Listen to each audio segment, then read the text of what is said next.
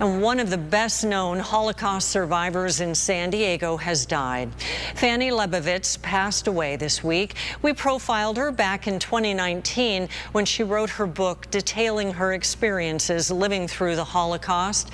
Lebovitz was born in Latvia and moved to San Diego in 1979. The president of the Jewish Federation of San Diego says Fanny was a force to the very end. At 100, nearly 101 years old, Fanny was still showing up with joy, with determination to tell her story, but also to be in community with people. If there was a chance to sing, Fanny would sing. She would take the microphone and sing. She did this at 100. So that anyone who knew her takes that light and that joy away from Fanny. And Fanny is survived by 9 grandchildren and 13 great-grandchildren. You know, Fanny, Yeah. it's a good day when you get a book dedicated to you. I'm with Fanny, Krasner, Lebovitz. I'm a believer. Once I'm a believer, the belief gave me so much hope, lots of resilience, and I felt I'll go forward. I pushed myself, and that was my greatest asset that I had, because I believe in God. I believe in God gives me hope, and like I said, resilience and strength to carry on. And as a child, I was already a Zionist when I was 11 years old. So to me, to survive and to keep my nation alive, still people of the Jewish faith, was a special gift from God for me. If I survive, I can carry on with it. And to me, Israel is number one. Because without Israel, there won't be a nation. And we have experienced it for thousands of years. And it's very depriving and very scary right now to see what's happening. But the Jewish people should be committed to door to door. That is the main thing. The song I want to sing now, I didn't sing it before in public, but it was written before World War II, and it was very popular in the ghettos and in the displaced persons camps as well. And the lyrics were written in Warsaw Ghetto. And that's what it tells me. Tell me, where can I go? There is no place I can see. Where to go, where to go? Every door is closed to me. To the left, to the right, it's the same in every land. There is nowhere to go, and it's me, should I know. Won't you please understand? Now I know where to go, where my folks proudly stand. Let me go to that precious promised land. No more left, no more right. Lift your head, for there is light. I am proud, can't you see? For at last I am free. No more wandering for me.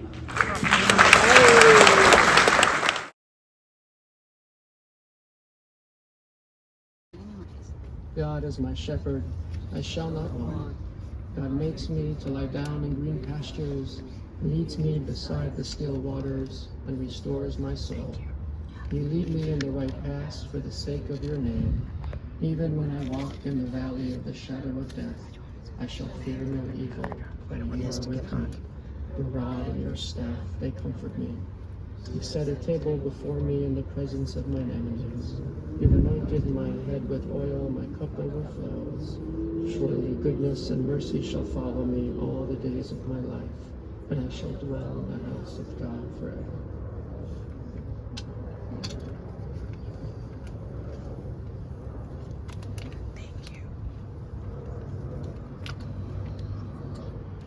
אשת חיל מי ימצא ורחוק מפנינים מקרא, בטח בלב בעלה ושלל לא יחסר, גמל עתותו ולא רע כל ימי חייך. שקר החן והבל היופי, אישה יראת אדוני היא תתהלל, תנו לה מפרי ידיה, יעללוה בישרים מעשיה.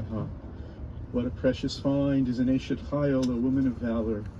Her worth is far beyond rubies. Her husband puts his confidence in her and lacks no good thing. She is good, never bad, all the days of her life. She opens her hand to the needy and extends her hand to the poor. She is clothed with strength and splendor. She looks to the future remarkably cheerfully. She opens her mouth with wisdom. Her tongue is guided by kindness. Charm is deceitful and beauty vain, but a God-revering woman is much to be praised. Extol her for the fruit of her hand. Wherever people gather, her deeds speak her praise.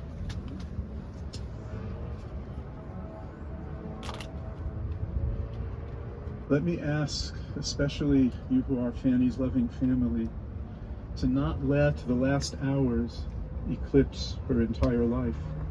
Let not the pain, the forgetfulness, the suffering negate the joy, the memory, and her exaltation of life.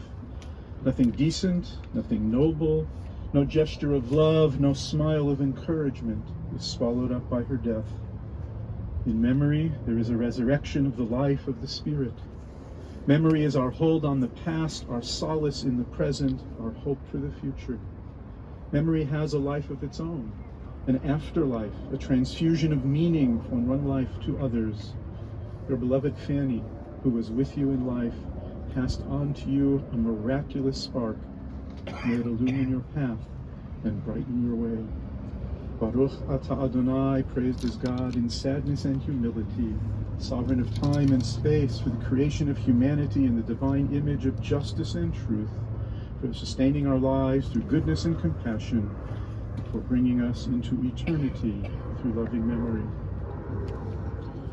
I'm going to take some time and share some reminiscences and some memories to honor Fanny's life. We're also going to do this on Sunday in a much fuller expression and elaboration. So forgive me for saying parts of what I want to say and then repeating them with everything else I want to say when we'll gather on Sunday.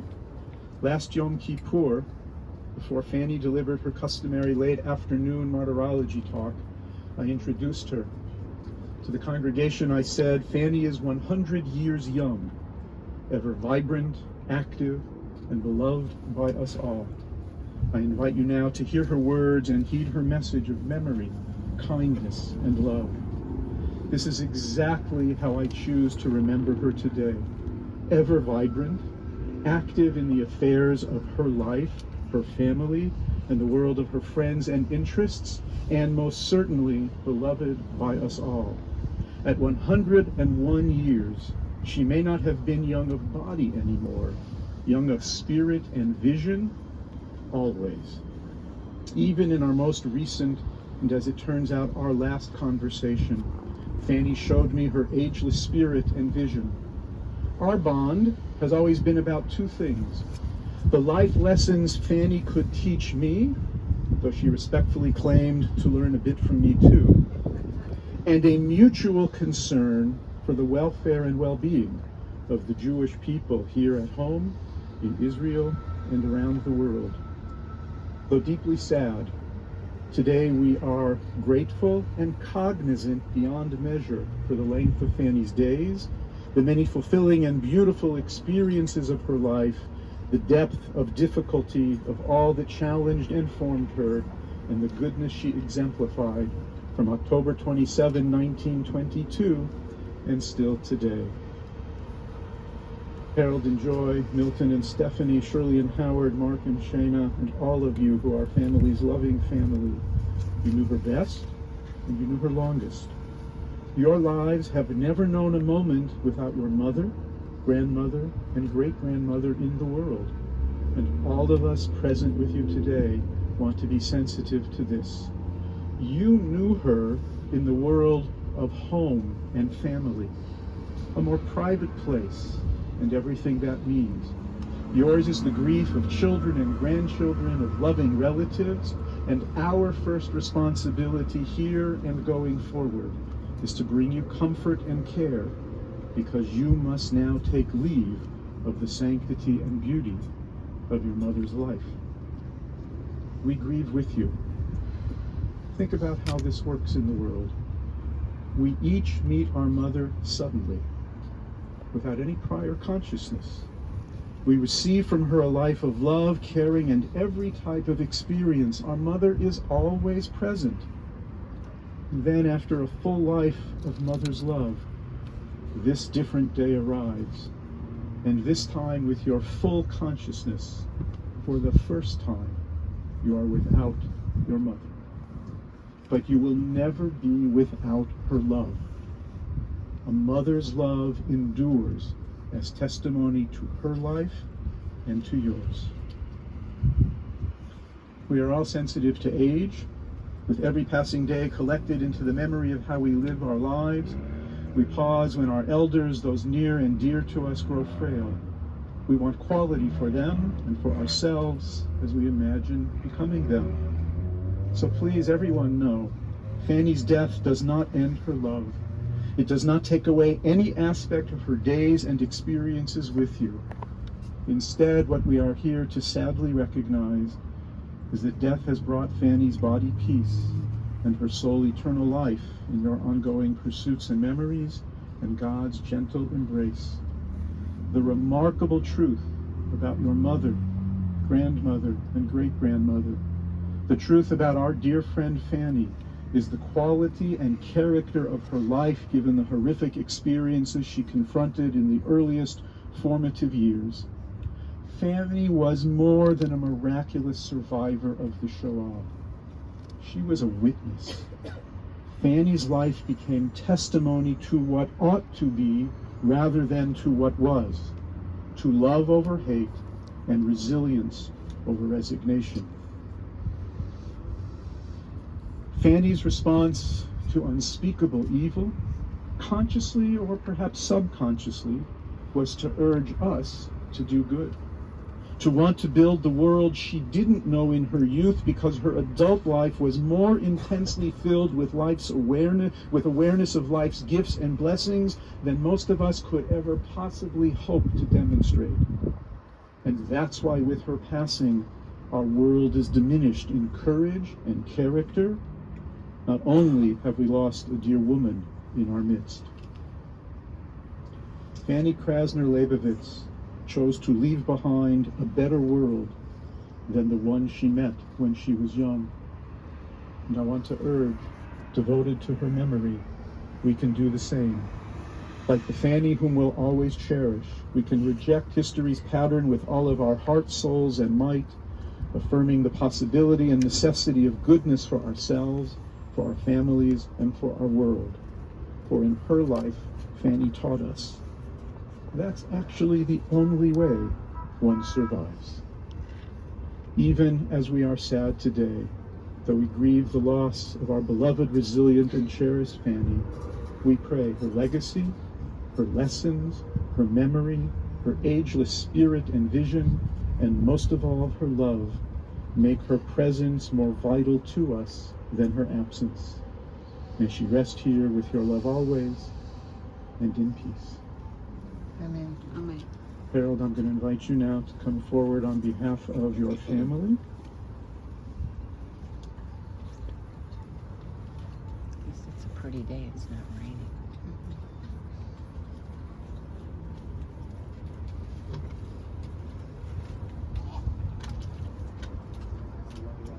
You gave an amazing talk. Who is that? I don't know. You did a beautiful job.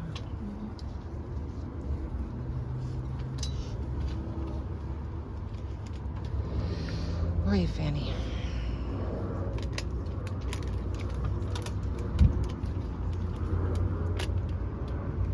Thank you, rabbis, for being here, and thank you all, family and friends, to be here on this beautiful hot day to honor and recognize my mother, excuse me, my Eshet Chayil, a woman of great strength and courage. A eulogy is a difficult thing to write and deliver. It is particularly difficult for those of us who are Jews because the Jewish faith calls for a prompt burial of the deceased and equally prompt memorial service. This means not only must we write and speak while we are grieving, but have a short time to prepare. So bear with me. It was around 5:30 p.m. yesterday that my mother drew her last breath. The end came more quickly than anticipated. One could be prepared for a death of a parent, but you are never ready.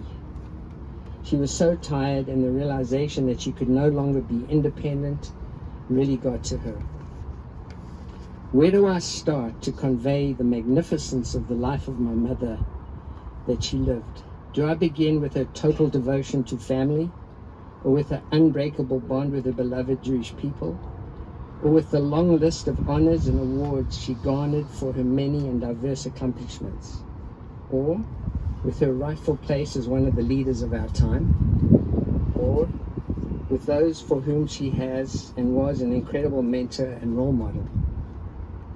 What can I write to begin to share with you the fullness of her embrace, physically and emotionally? Where are the words I need to help you understand the degree to which she enabled, inspired, and motivated all of her children to see the world as a wondrous place that at the same time we also have the responsibility as Jews to try to perfect? I keep thinking of her beautiful green eyes, blue-green eyes, that you would really see wide open and embracing. How could anyone ever forget her smile and a genuine, heartfelt interest in you? Let me briefly tell you a little of her life after those dark days. A single woman working in Sweden after the war for the World Jewish Congress, assisting survivors find a way to a new life and country. She meets a woman, survivor from her same hometown in Latvia, who tells her that she's on her way to South Africa. That same lady, by chance, in South Africa meets my father in Johannesburg at a wedding. In conversation, she tells him that my mother survived the camps with her sister Jenny. What follows is a great love story of my father writing to her and convincing her that she should visit South Africa for a vacation before making Aliyah to Israel. My father was pretty good because he was pretty special to persuade a strong-minded, independent, and beautiful woman to fly to South Africa. Well, that decision was pretty big, to fly to South Africa on her own, not knowing much about the culture, the people, had not seen my dad in 10 years, and did not know anyone other than him. After her arrival in Johannesburg on the 18th of November 1948, they got married 2 months later in January 1949. Guess what? 11 months later, I was born. She always told me that I was her miracle baby, not knowing that she could ever conceive after facing death and starvation for so many years. What always amazed me is how she was able to conceal amongst all of us and people around her the terrible memories that she had suffered, and protected us from those dark days and gave us a wonderful, loving home full of rich music, art, sports, and also great Jewish cooking. I look around today and see so many here paying tribute to you, Mom, and understand the mark that you have made in this world. This comes from an intense love of family,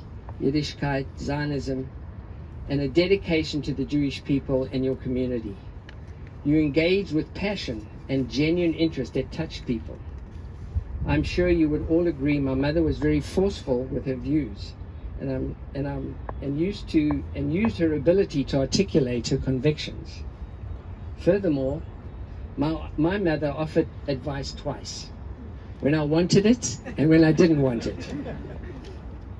I loved to tease her and give her a hard time, yet she was always showed unequivocal love and affection for all of us, bar none. Her progressiveness, loyalty, and devotion to us, no matter the circumstance, was quite beautiful. Reminds me of a joke that I told her about three proud mothers who were sitting on a bench arguing over which son loves her most. And the first son said, "You know, my son sends me flowers every Shabbat." "You call that love?" said the second mother. "My son calls me every day." "That's nothing," said the third. "My son is in therapy 5 days a week, and the whole time he talks about me."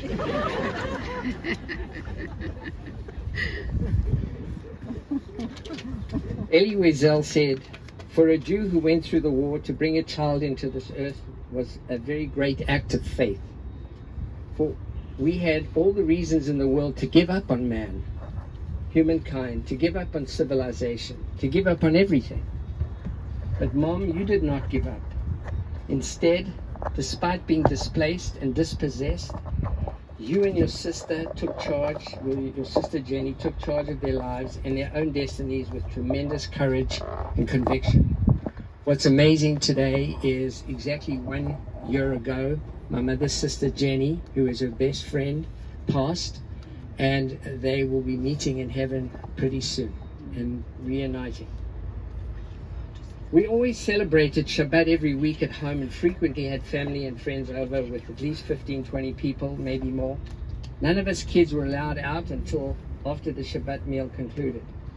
Because my dad was the choir master of one of the largest synagogues in Johannesburg, music and singing was always present in our home. I distinctly remember my mom on Rosh Hashanah and Yom Kippur sitting upstairs in the shul, across from the large choir room where we all stood, and listening to all the melodies my dad sang and the choir sang. And when she walked down the stairs after services, I just recall the smiles and pride that she had for my dad. She made him feel so good. Mom did complain about her memory. "That is not what it should be," she would say to me. "Let me tell you, we all have struggles with occasional memory recall." I would put her against any young person here regarding memory of facts and events. She did not miss much.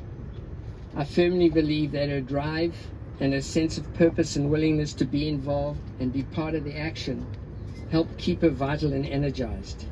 Hadassah was a great example of how much she worked for Hadassah and the Nurses Council, and how much time and countless hours she spent working for a better cause. My mother would not want us to leave here today simply remembering her. She would want us to follow her, to act upon the realization that it is the responsibility of each of us, not anyone else, to build the kind of just and peaceful world in which we all want our children and future generations to live. Shalom, Mom. You always have passed. Your days have passed, but your love, your immensity, and your indomitable spirit will never be forgotten. I think I speak on behalf of my entire family. You helped build a foundation in our lives that will be forever inscribed in our hearts. You've been a tremendous influence and inspiration. We love you, Mom, so very much, and we will honor your legacy by fighting for family, for justice, and for the Jewish people the rest of our lives. Of blessed memory, Zichrono Likraba, I deeply cherish and honor all that you've given to me and my family. Thank you for being here.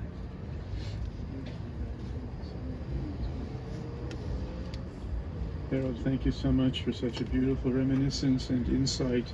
3 of Fanny's grandchildren will now share some reminiscences: Ari, Stacy, and Ryan.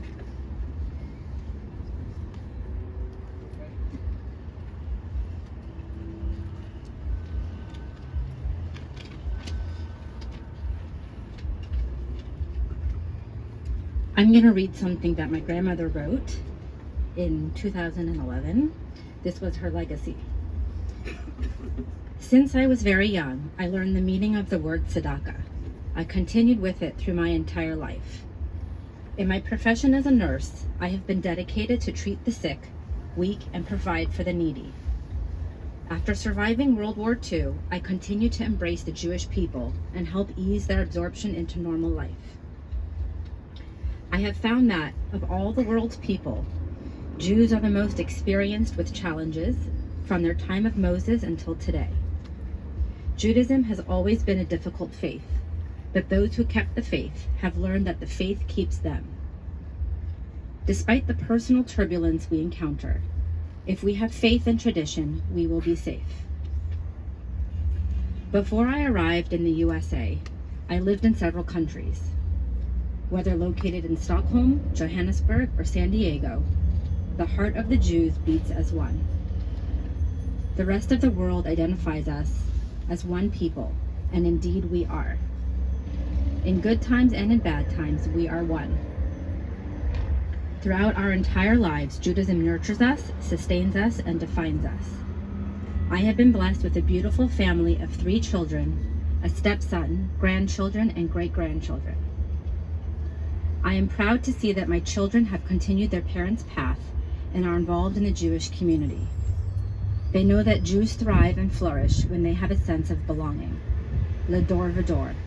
My heritage, the safety of the state of Israel, and the survival of my people are of prime importance to me. My legacy is to help further all of the above.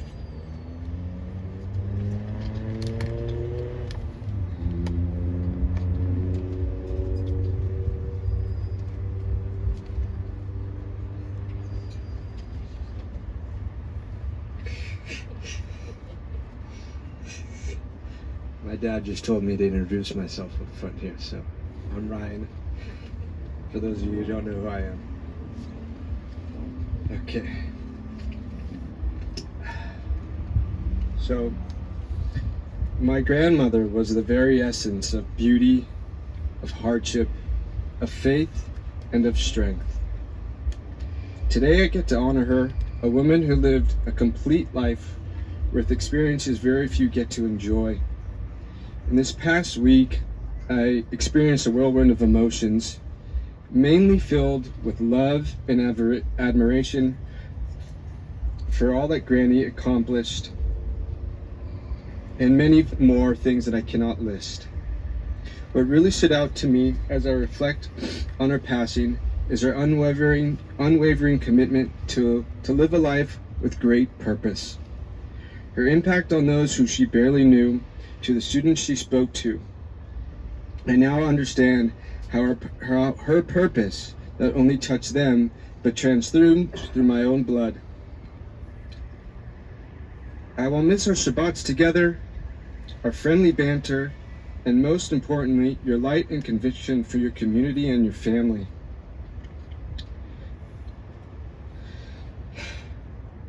You are a true leader in this world, and I'm grateful for what you did for me and my family. Above all, I give thanks for the life of a woman I'm so proud to call my grandmother. To your uniqueness and your complexities, to your extraordinary and to the extraordinary and irreplaceable Granny Fanny, whose beauty, both internal and external, will never be extinguished from our minds. Thank you.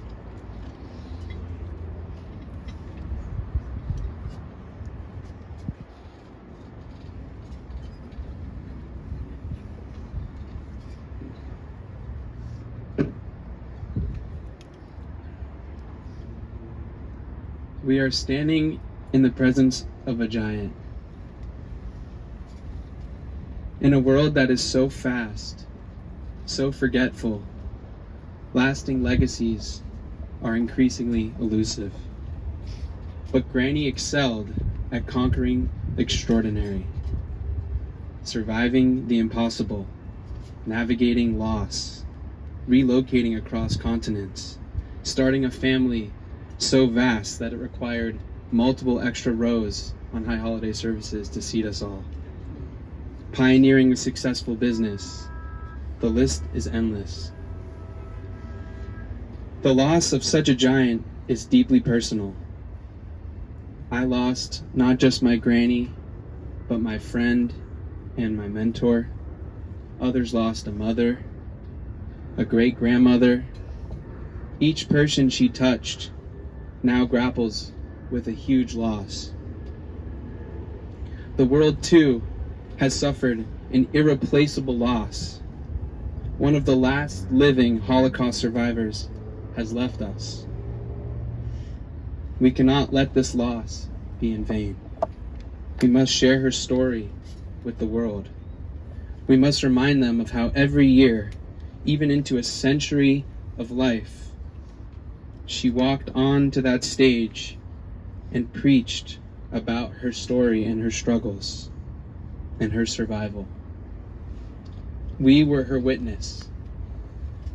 We saw her photos, we watched her videos, and we lived her stories. We stood on the diseased barge when she was liberated so many years ago. We were there when she weighed 55 pounds and was set free by the very evil people that imprisoned her.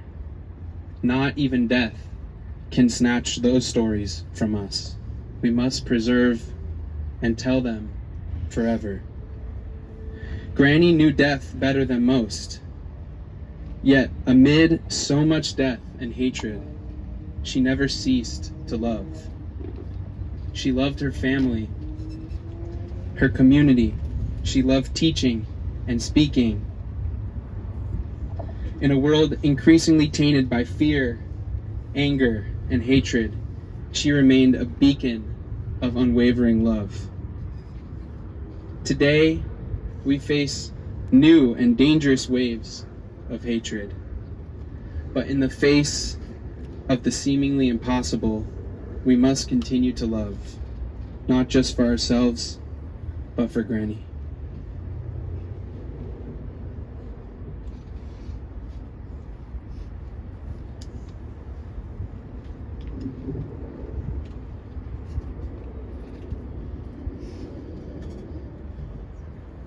Those of you who are able, I'll ask everyone please now to rise.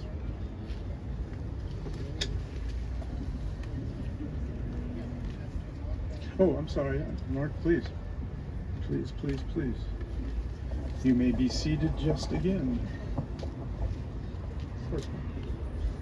It's okay. Well, since Ryan had to introduce himself, I'll introduce myself to those who don't know.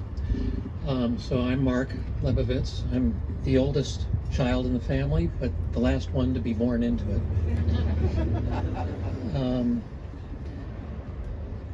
And it's a wonderful family, obviously. I was an only child, and in the 41 years I've been a part of this family, I feel like I've got a big family. So today, my stepson and I, honestly, I don't know where he went, we're talking about this and wondering, here's someone who lived 101 years, and we feel like part of our soul has been torn off and injured. There's a big thing missing. And we've been to a number of funerals, unfortunately, and know of lots of people who've passed. And even when they're half that age or younger, we're sad. Some of them we miss more than others. But the 101 years has nothing to do with the loss. And so, and as an aside, all of us, at least every 5 years, for God knows how long, have heard what a wonderful, wonderful woman she is, how much we love her, all her accomplishments. And I'm trying to think, what new are we being taught by her passing now? What is she telling us? And it may just be a review of what you can pick up from what's already been said. But I think the review is very simple. And as I was talking with Rabbi Reich this morning about the blessing that's given to all of us when we're born, and the hope is that we will grow up to marry, to study Torah, and to do good deeds. And that blessing was bestowed on her, and she's one of the best examples of that. And doing those simple things, although she did them magnanimously, doing those simple things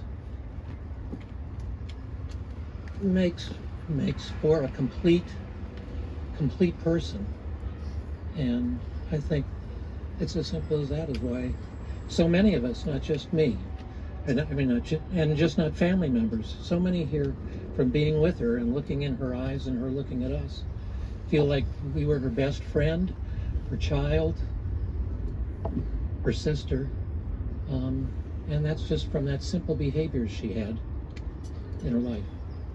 So clearly we'll miss her, but she will really never be gone for us. We'll always be thinking of her and how we should behave.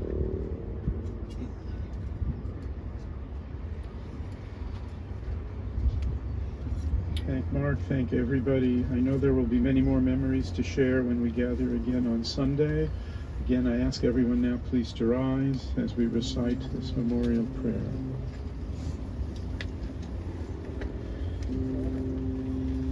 El mare rachamim shochai v'meromim hamitzeh menucha nechona tachat kanfei hashchina במעלות קדושים וטהורים כזוהר הרקיע המזהירים את נשמת ציפורה בת צבי הלוי וסברה שלחה לעולמה בגן עדן תהא מנוחתה אהנה בעל הרחמים הסתיריה בסתר כנפיך לעולמים וצרה בצרה חיים את נשמתה אדוני הוא נחלתה ותנוח בשלום על משכבה ונאמר Amen. God, we pray, full source of compassion, by your presence through us, grant peace to and remember the soul of Fanny Krasner Lebovitz, who has gone to her eternal rest. May Fanny's memory endures inspiration for deeds of goodness in all of our lives. May always remember all that is worthy and righteous about Fanny. May her soul be bound up in the bond of life. May she rest in dignity with our love always, and now in peace. Amen. Amen. Amekoma tavo b'shalom. May Fanny go unto God in peace.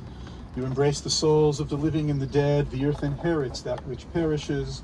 The dust returns to dust, but the soul, which is God's, is immortal. The Eternal has compassion for God's creatures. God has planted eternity within our soul, granting us a share in unending life. God redeems our lives from the grave. Vayashov ha'afar al ha'aretz kishahaya, haruach tashuv el ha'elohim asher nitana. The dust returns to the earth as it was, but the spirit returns unto God who gave it. Again we pray, may Fanny's soul be bound up in the bond of life eternal. Send comfort, eternal God, to those who mourn. Grant strength to those whose burden is sorrow. Amen. Amen. Friends, we're going to invite Fanny's immediate family, and I know that's many of you, but we're going to invite Fanny's immediate family to gently place earth into her grave. And once they have formed that grave, we will ask them to recite Kaddish, which we will respond to.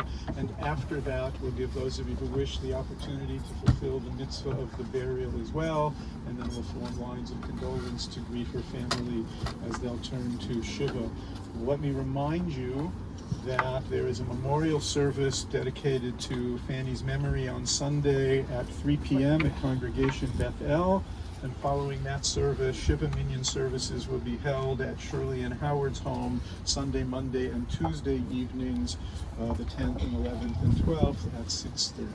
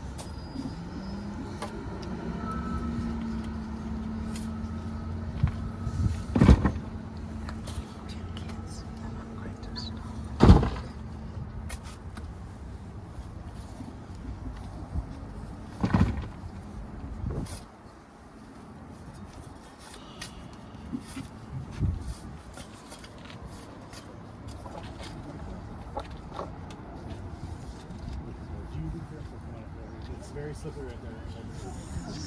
Yeah, no. Not smart. It's slippery. Yeah, you can get in there. Peter? You should come over here.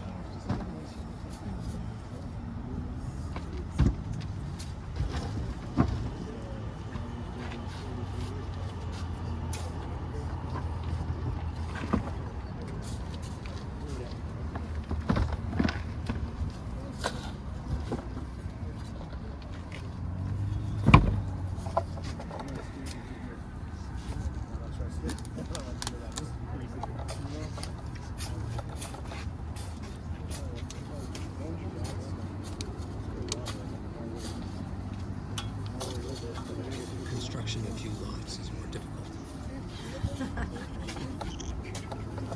You can shuttle from here, but I don't think you're gonna be able to go around yet. You can just reach the earth from there. Okay?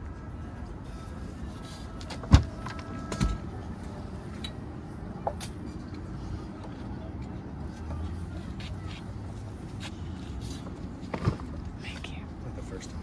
I know.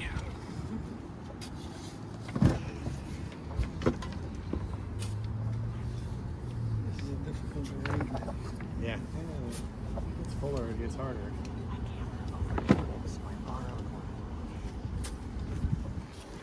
When I start working for you all. And you can look at the other grandkids, great grandkids,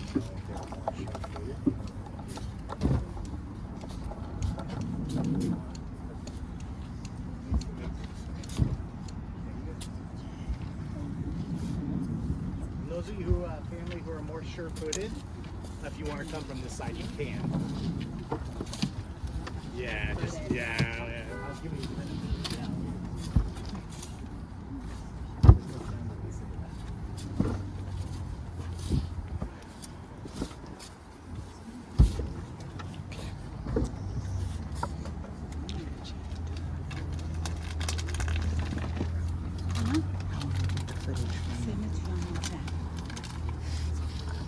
It's huge. It's like 30 minutes. Okay. Got enough juice there.